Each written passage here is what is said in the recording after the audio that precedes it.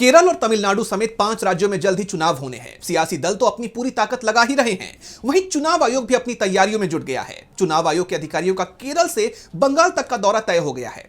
चुनाव आयोग की टीम चुनावी राज्यों का दौरा कर तैयारियों का जायजा लेगी, जिसके बाद उम्मीद है कि जल्द ही तारीखों का ऐलान कर दिया जाएगा। तो कब कौन से राज्य में जाएगी चुनाव आयोग की टीम, जानेंगे इस रिपोर्ट में। 5 राज्यों में चुनाव के लिए इलेक्शन कमीशन ने अपनी तैयारियां तेज कर दी हैं। केरल, तमिलनाडु, पुदुचेरी, पश्चिम बंगाल और असम में विधानसभा के चुनाव होने हैं।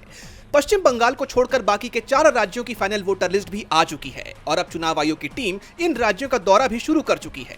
असम का दौरा करने के बाद बचे हुए 4 राज्यों के दौरे का पूरा प्लान सामने आ गया है। चुनाव आयोग की टीम 22 और 23 फरवरी को केरल में रहेगी। इसके बाद 24 को चुनाव आयोग की टीम राज्य चुनाव आयोग सम्मेलन के लिए दिल्ली वापस लौटेगी और फिर अगले ही दिन यानी 25 फरवरी को आयोग पुदुचेरी और तमिलनाडु के लिए रवाना हो जाएगा।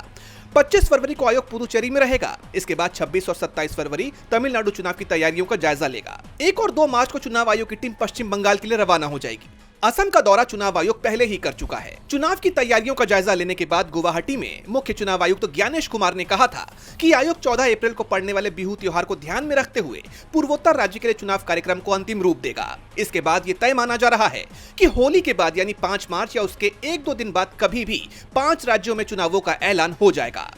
दरअसल राज्य विधानसभा का कार्यकाल पूरा होने से पहले नई विधानसभा का चुनाव करवाना जरूरी होता है। चुनावी राज्यों में पुदुचेरी का विधानसभा 15 जून को समाप्त होगा, जबकि असम का 20 मई को, केरल विधानसभा का 23 मई को और तमिलनाडु विधानसभा का कार्यकाल 10 मई को समाप्त हो रहा है, जबकि पश्चिम बंगाल विधानसभा का कार्यकाल 7 मई को पूरा होगा।